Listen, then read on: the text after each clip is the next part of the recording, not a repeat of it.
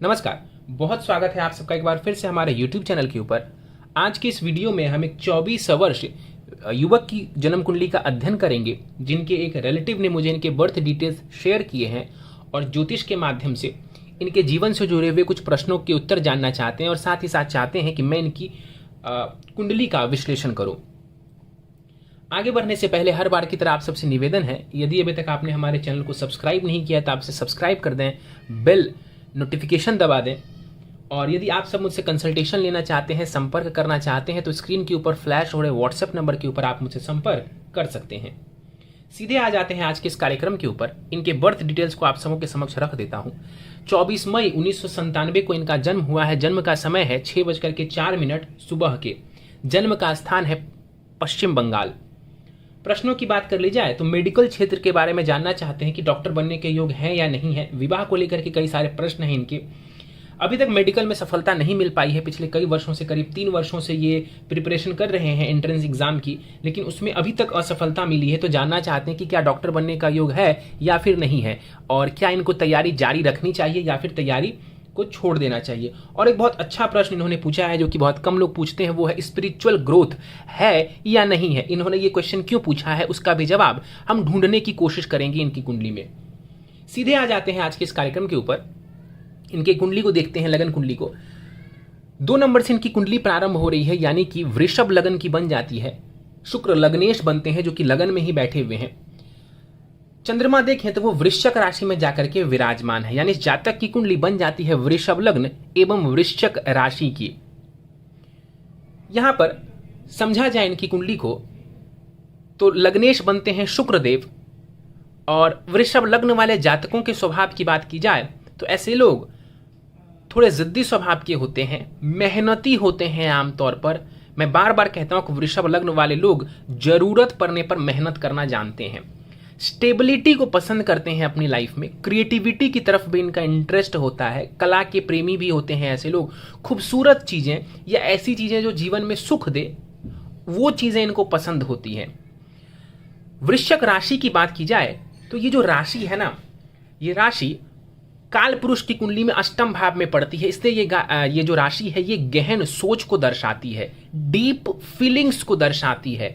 ऐसे लोगों के बारे में मैं बार बार कहता हूं कि जो वृश्चिक लगन या वृश्चिक राशि के हैं, खास करके जो वृश्चिक राशि के हैं, ऐसे लोग किसी का किया अच्छा या किसी का किया बुरा कभी नहीं भूलते हैं। चाहे इसको आप पॉजिटिव वे में लें या नेगेटिव वे में लें, ऐसे लोग किसी का अच्छा या बुरा किया कभी भूलते नहीं हैं।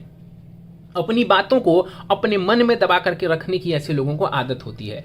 लगन को देख लें तो लगन का मान 25 डिग्री है, यानी लगन थोड़ा कमजोर माना जाएगा। लग्नेश शुक्र हालांकि लगन में ही बैठे हुए हैं और मालव्य महापुरुष योग बना रहे हैं। ये पर्सनालिटी को बढ़िया करेगा। स्वास्थ्य के मामलों के लिए शुक्र का लगन में बैठना बहुत बढ़िया है, और महापुरुष योग बन रहा है तो आपकी पर्सनालिटी के बारे में क्या ही कहना।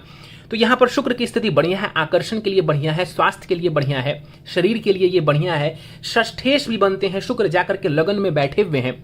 यूरिन से संबंधित परेशानियों का ध्यान रखिए। हालांकि मैं आपको बता दूं कि शुक्र चूंकि लग्नेश है तो कोई खास परेशानी आपको ये नहीं देने वाले होंगे। 22 डिग्री के साथ कुमार अवस्था में यहाँ पर शुक्र बैठे हुए हैं। सप्तम भाव के ऊपर शुक्र की दृष्टि पड़ेगी। वैवाहिक जीवन में भी ये आपको सहयोग करने वाले होंगे। पत्नी भी दिखने में आकर्षक हो, इसकी संभावना बन जाती है। सूर्य की बात कर ली जाए तो 9 डिग्री के साथ सूर्य यहाँ पर बैठे हुए हैं। सूर्य इस कुंडली में सुखेश बनते हैं, वो चतुर्थ भाव के स्वामी ग्रह बनते हैं। सुखेश जाकर के लगन में बैठा हुआ है, इसका मतलब है कि जीवन में सुख सुविधाएं आपको जरूर मिलेंगी। सूर्य यहां पर बैठ करके सप्तम भाव को देख रहा है, विवाह भाव को देख रहा है। सूर्य विवाह भाव को जब देखते हैं तो पत्नी बढ़िया मिलती है, लेकिन ईगो की परेशानी कई बार देखी जाती है। और प्रॉपर्टी के मामलों के लिए सूर्य का यहाँ पर बैठना बढ़िया है। हालांकि तात्कालिक शत्रुता में सूर्य यहाँ पर बैठे हुए हैं तो थोड़ा संघर्ष कराएंगे प्रॉपर्टी वगैरह लेने में। देखिए, संघर्ष कराना अलग चीज है और ना मिलना अलग चीज है। मैं संघर्ष की बात कर रहा हूं, तो थोड़ा संघर्ष वगैरह होगा, लेकिन स्थिति यहाँ पर फिर भी ठीक मानी जाएगी। सूर्य चंद्रमा आमने सामने है तो पूर्णिमा योग भी यहाँ पर बन जाता है। शुक्र और सूर्य के बीच में 13 डिग्री का फासला है, तो ये युति कोई बहुत जबरदस्त युति नहीं कहलाएगी, लेकिन फिर भी सूर्य और शुक्र लगन में बैठे हुए हैं। मेरे हिसाब से आपकी पर्सनालिटी के लिए, आपके फेम के लिए, लोगों के सामने अपना इंप्रेशन बनाने के लिए ये योग काफी अच्छा माना जाएगा। अपनी क्रिएटिविटी को भी आप इसके माध्यम से शो कर सकते हैं, क्योंकि शुक्र क्रिएटिविटी को दर्शाता है और सूर्य प्रकाश है। सूर्य कहीं ना कहीं फेम को दर्शाता है और इन दोनों की युति हो जाए कुंडली में, वो भी लगन में, तो ये बहुत बढ़िया माना जाता है। मंगल की बात कर ली जाए तो 26 डिग्री का मंगल चौथे भाव में बैठा हुआ है, माफी चाहूंगा, चौथे भाव में है यहाँ पर मंगल, मृत अवस्था के बैठे हुए हैं 26 डिग्री के साथ। इस कुंडली में मंगल कारक नहीं बनते हैं, वो सप्तमेश एवं द्वादशेश बनते हैं, तो मंगल को हम मारक कहेंगे इस कुंडली में। बहुत हद तक ये मंगल आपको मांगलिक बनाता है। अब यहाँ पर मंगल को समझा जाए तो सप्तमेश मंगल जाकर के सुख भाव में बैठा हुआ है। देखिए, पत्नी बढ़िया होंगी, इंडिपेंडेंट होंगी, आपकी बहुत ज्यादा नहीं सुनेंगी। देखिए, दो चीजें मैं कह रहा हूं, ये नहीं कह रहा हूं कि पत्नी बुरी होगी, पत्नी अच्छी होगी लेकिन अपने मन का करने वाली होगी। यहां पर मंगल बैठे हुए हैं तो थोड़े मोड़े कलह हो सकते हैं वैवाहिक जीवन में भी, जीवन में थोड़ा टेंशन रह सकता है। प्रॉपर्टी, खास करके जमीन से जुड़ी हुई प्रॉपर्टी मंगल देने वाले होंगे। इसकी दृष्टि जो कुंडली के सप्तम भाव के ऊपर पड़ेगी, विवाह को बनाए रखने की कोशिश करेंगे। क्यों करेंगे भाई? क्योंकि यहां पर मंगल की खुद की राशि है। चंद्रमा को बहुत करीब से मंगल देख रहा है। 26 डिग्री का मंगल है, 29 डिग्री का चंद्रमा, इसकी दृष्टि बहुत ज्यादा इस चंद्रमा के ऊपर है, मतलब बहुत ज्यादा प्रभावित कर रहा है चंद्रमा को। जब भी मंगल चंद्रमा को प्रभावित करता है तो जातक के कंसंट्रेशन लेवल को ये थोड़ा सा खराब करता है, तो उसका ध्यान रखेंगे तो बेहतर रहेगी स्थिति।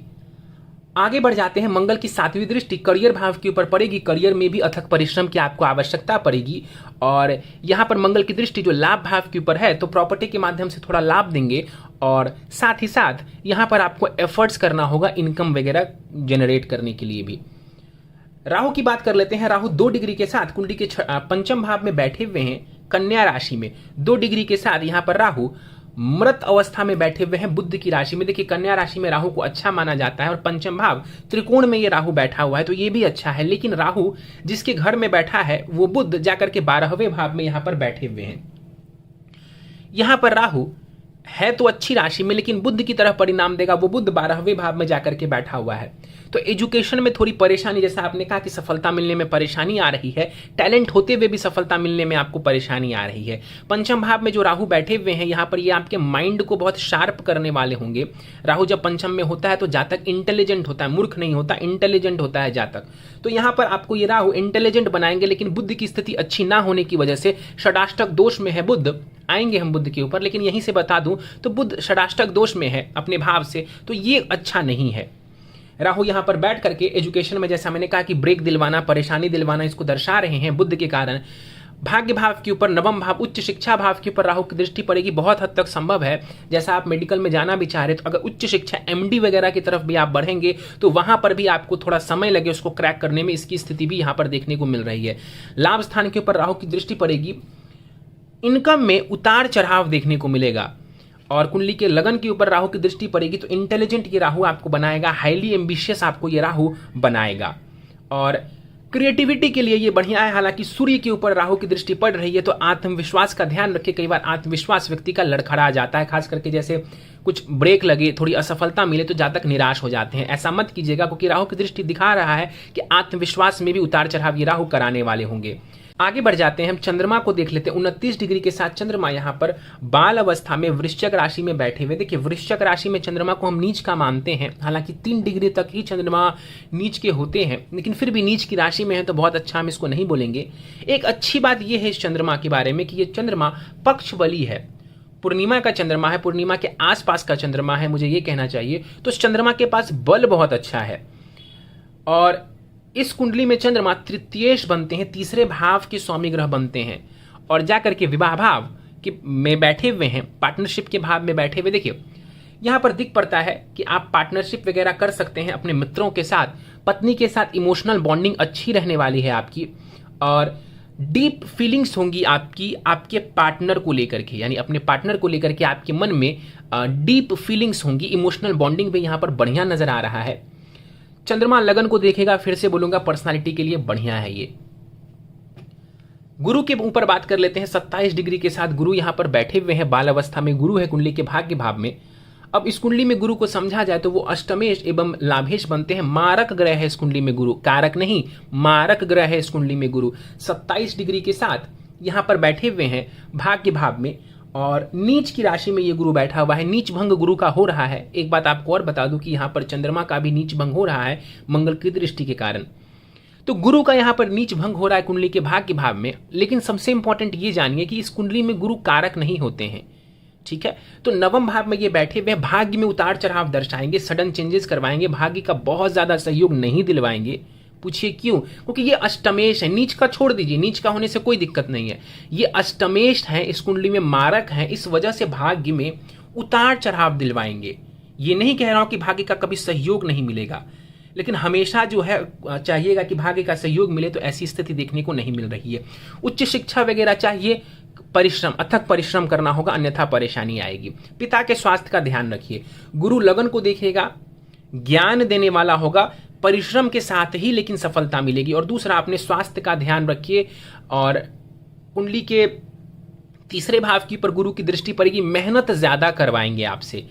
और कुंडली के पंचम भाव के ऊपर जो गुरु की दृष्टि पड़ेगी, ये ज्ञान के लिए अच्छा है, एजुकेशन के लिए ये ठीक है, क्योंकि एजुकेशन के कारक बनते हैं, तो उसमें कोई खास परेशानी गुरु नहीं देंगे।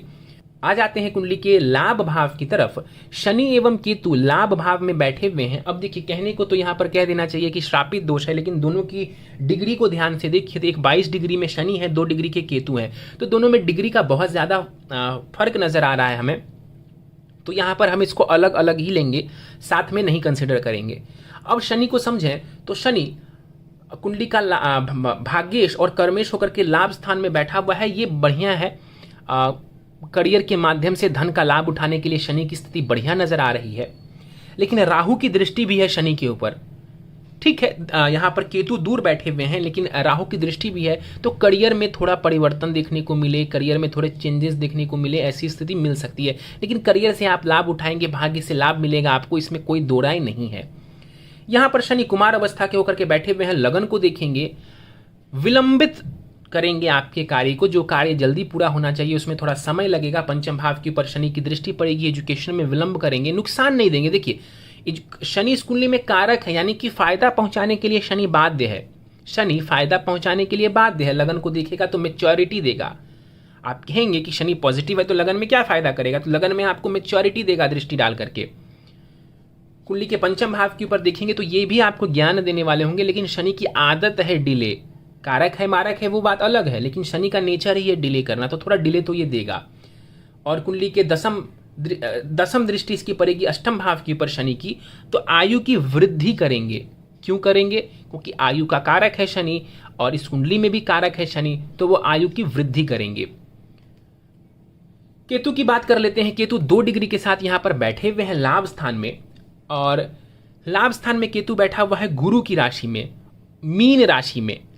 अब मीन राशि गुरु की जो राशि होती है, ये अध्यात्म से भी जुड़ी हुई राशि होती है, और यहाँ पर केतु बैठ जाए तो ये अध्यात्म को भी काफी हद तक रिप्रेजेंट करते हैं।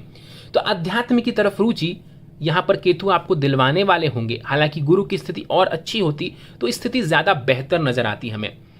तो केतु यहाँ पर अध्यात्म के लिए बढ़िया है, धन के लिए भी बढ़िया है, लेकिन चूंकि गुरु की स्थिति बहुत अच्छी नहीं है तो जबरदस्त सफलता मिले वो हम नहीं कह सकते हैं। धन के मामले के लिए भी केतु नुकसानदायक नहीं है।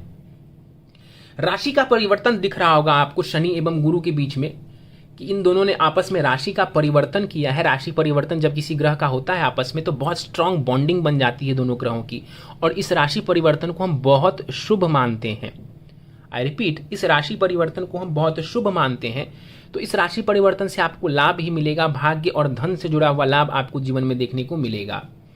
आगे बढ़ जाए, बुध की बात कर लेते हैं। बुध कुंडली के 12वें खाने में बैठे हुए हैं। इस कुंडली में बुध धनेश एवं पंचमेश होकर के 12वें भाव में बैठे हुए हैं। देखिए, धन का व्यय दिख रहा है, पैतृक संपत्ति का व्यय दिख रहा है, अस्पताल से जुड़ने से लाभ है, विदेश से जुड़ने से लाभ है, और बाकी समझा जाए तो एजुकेशन हॉस्टल में जाकर के हो, इसकी भी संभावना बन पड़ती है आपकी कुंडली में। संभव है मेडिकल वगैरह में जाएंगे या जिस भी क्षेत्र में जाएंगे तो हॉस्टल वगैरह में रहना पड़ता है, इसकी स्थिति है। शायद अभी भी हो सकता है आप हॉस्टल में रह रहे हो, तो आपकी कुंडली में हॉस्टल में अपनी पढ़ाई करने का योग है। बुध 12वें भाव में बैठे हुए हैं। कई बार मैंने देखा है कि शिक्षा का जो लाभ मिलना चाहिए व्यक्ति को, वो उस हिसाब से नहीं मिल पाता है। यदि पंचमेश षडाष्टक दोष में हो, तो षडाष्टक दोष का मतलब है इस भाव से 6-8 का संबंध बना करके बुध बैठे हुए हैं। इसीलिए ये जो डिले हो रहा है, ये जो परेशानी हो रही है, उसके पीछे कहीं ना कहीं राहु पंचम में और बुध षडाष्टक दोष में होना ये अच्छा नहीं है। अब देखिए, बुध किसके घर में है, तो मंगल के घर में, अपने परम शत्रु के घर में यहाँ पर बुध बैठे हुए हैं, और किसी भी प्रकार की मैत्री नहीं हो रही है, तात्कालिक मैत्री भी नहीं हो रही है। तो यही कारण है कि मेहनत के बावजूद भी जो है आपको एजुकेशन में सफलता देखने को नहीं मिल पा रही है। दशाओं के ऊपर बात कर लेते हैं। शुक्र की जो है वो आपको महादशा चल रही है, जो कि 11 अक्टूबर 2024 तक रहने वाली है। शुक्र की महादशा में बुध की अंतर्दशा फिलहाल आपको चल रही है, जो कि 12 अगस्त 2023 तक रहने वाली है। देखिए, बुध की जो अंतर्दशा है ये अक्टूबर 2020 से प्रारंभ हुई है, और मेरे हिसाब से अक्टूबर 2020 के बाद एजुकेशन में भी आपको लाभ मिलना चाहिए। हालांकि 2/12 का संबंध है यहाँ पर शुक्र और बुध के बीच में, लेकिन फिर भी ये दोनों ग्रह इस कुंडली में कारक बन जाते हैं। मेरी मानिए तो समय अच्छा आ गया है और मेहनत के पीछे लग जाइए। सीधे चलते हैं आपकी प्रश्नों के ऊपर। डॉक्टर बनने के योग के बारे में आपने पूछा है कि डॉक्टर बनने का योग है कि नहीं है। बिल्कुल है, शुक्र सपोर्ट करेंगे, बुध आपको सपोर्ट करने वाले होंगे। लव मैरिज या अरेंज मैरिज के योग है। लव मैरिज के योग नवमांश कुंडली से थोड़े दिख पड़ते हैं। अपनी मर्जी से विवाह करना, ट्रेडिशंस को थोड़ा तोड़ करके, यानी इंटरकास्ट या अपने मर्जी से विवाह करने का योग ज्यादा दिख पड़ता है। वैवाहिक जीवन कैसा रहेगा? वैवाहिक जीवन ठीक ठाक रहेगा, छोटे मोटे मतभेद होंगे। विवाह टूटने की संभावना काफी कम है, यानी कि विवाह अच्छा चले या विवाह चलता रहे, इसकी संभावना ज्यादा है कुंडली में। इंटरकास्ट विवाह होने का योग बिल्कुल है आपकी कुंडली में। अगर मेडिकल नहीं तो किस क्षेत्र में जाएं? मेरे हिसाब से तो अभी एजुकेशन के लिए समय बढ़िया है, अभी मेडिकल में बने रहिए, क्योंकि दूसरे क्षेत्र में भी जाइएगा तब भी तो आपको स्विच करना पड़ेगा और फिर उसमें भी तैयारी करनी होगी। तो अभी रुक जाइए, क्योंकि अभी बुध की अंतर्दशा आई है, शुक्र की महादशा चल रही है, दोनों ग्रह कारक है। मेरे हिसाब से अब सिर्फ मेहनत पे ध्यान दीजिए। भूल जाइए कुंडली में जो भी दोष है नहीं है अलग बात है। पहले भाग्य सपोर्ट नहीं कर रहा था, लेकिन मेरे हिसाब से अक्टूबर 2020 के बाद भाग्य आपके फेवर में आ चुका है और आप जिस क्षेत्र में है वहां पर ये समय आपको सपोर्टिव है। तो अभी आप आंख बंद करके जो है मेडिकल के ऊपर लग जाइए, इधर उधर की चीजें छोड़ दीजिए और पूर्ण रूप से इसी एक चीज के ऊपर फोकस करिए। जॉब करें या फिर बिजनेस करें, इनिशियली जॉब में ही जाइए। वेल्थ की स्थिति जानना चाहते हैं? देखिए, धन के लिए बात की जाए तो धनेश जो बुध है वो 12वें भाव में जाकर के बैठे हुए हैं। कुंडली के लाभ स्थान में शनि केतु बैठा हुआ है। इनकम जब आएगी, इनकम आएगी जरूर, क्योंकि शनि कर्मेश भी है, भाग्य से राशि परिवर्तन भी हो रहा है, धन खूब सारा आएगा। सेविंग का ध्यान रखिए, पैतृक संपत्ति की बर्बादी मत करिए, और साथ ही साथ आप भी जो धन अर्जित करेंगे उसको भी संभाल करके रखना सीखिएगा। यानी ये नहीं कीजिएगा एक तरफ से धन आ रहा है तो दूसरी तरफ से धन व्यय कर रहे हैं, ऐसा मत कीजिएगा। ऐसा करेंगे तो सेविंग्स नहीं बचेंगी आपके पास। इसके बाद आपने पूछा है कि मेरी पत्नी कैसी होगी। देखिए, पत्नी के बारे में बात किया जाए तो पत्नी सुंदर होंगी, इमोशनल होंगी और पर्सनालिटी उनकी काफी अच्छी होगी। नेगेटिविटी की बात कीजिए तो जिद्दी स्वभाव की हो, अपने मन मर्जी से चलने वाली हो, इसकी संभावना ज्यादा है। माता पिता के स्वास्थ्य को लेकर के आपने पूछा है, पिता के हेल्थ का थोड़ा ध्यान रखिए। और इसके बाद आपने पूछा है पिछले आयु के बारे में, इन्होंने पूछा आयु कैसी रहने वाली। देखिए, आयु जब भी मैं देखता हूं तो कुंडली के लगन को, अष्टम को और तीसरे भाव से मैं ज्यादातर आकलन करता हूं, मोटे तौर पर इसी से मैं आकलन करता हूं। लगन में ही लग्नेश बैठा हुआ है, पॉजिटिव है। चंद्रमा की दृष्टि है वो भी ठीक ही है। अष्टमेश गुरु नीच के हैं लेकिन नीच भंग हो रहा है और भाग्य भाव में है, ये भी ठीक है। शनि की स्थिति भी ठीक ही नजर आ रही है, क्योंकि शनि आयु कारक है और कुंडली के जो तृतीयेश है चंद्रमा वो नीच के हैं, तो वो एक वीक पॉइंट जरूर बनता है। लेकिन फिर भी मेरे हिसाब से आयु ठीक है, आयु की कोई क्षति नहीं है या आयु में कोई खास परेशानी नहीं नजर आ रही है, इसलिए आयु में कोई दिक्कत नहीं है, आप बेफिक्र रहिए। आयु अच्छी है आपकी। पिछले 3 वर्षों से नीट की तैयारी कर रहा हूं पर सफल नहीं हो पाया, आगे क्या करना चाहिए? मेरे हिसाब से अक्टूबर 2020 से योग शुरू हुआ है, थोड़ा सा पेशेंस रखिए और जी जान से लग जाइए इस क्षेत्र में, क्योंकि अभी जो समय है इस समय मैं सफलता देख पा रहा हूं आपकी कुंडली में। इस समय मैं सफलता देख पा रहा हूं आपकी कुंडली में। इधर उधर की चीजें छोड़ दीजिए, लग करके बस एक लक्ष्य बना करके पढ़िए। क्योंकि पहले आप बहाना अगर करेंगे कि सर अक्टूबर से पहले तक ये था वो था, मैं मान लूंगा, लेकिन अक्टूबर 2020 के बाद समय आ चुका है, अब आप इसमें लग जाइए, सफलता मिलने की संभावना बहुत ही ज्यादा दिख रही है। भाग्य वगैरह सब सपोर्टिव है, सारा गोचर आपको सपोर्ट कर रहा है, दशाएं सपोर्ट कर रही है। अब बहाना नहीं चलेगा, आप सिर्फ कर्म करिए और सफलता मिल जाएगी आपको। स्पिरिचुअल ग्रोथ के बारे में आप जानना चाहते हैं, आपने ये सवाल क्यों पूछा? क्योंकि ऐसे बहुत कम लोग होते हैं जो ऐसा सवाल पूछते हैं। सीधे आपकी कुंडली के ऊपर देखते हैं कि ऐसा कौन सा योग है जिसने आपको इस तरफ जो है एक रुचि दिलवाई। देखिए, जो कुंडली का मीन राशि होता है वो 12वें कालपुरुष की कुंडली में 12वें भाव को रिप्रेजेंट करता है और यहाँ पर केतु बैठे, गुरु बैठे तो इस तरफ की रुचि देता है।